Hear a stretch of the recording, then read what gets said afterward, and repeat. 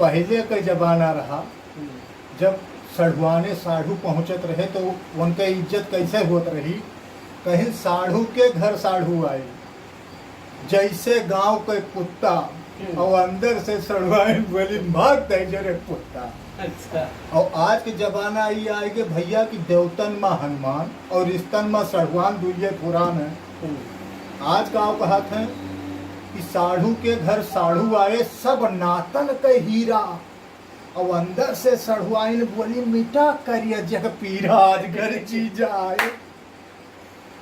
और एक जमाना और रहा भैया कि बूढ़ बुजुर्ग हमरे कहत रहे कि बाढ़े पुत्र पिता के घर में और खेती उपजे अपने कर में।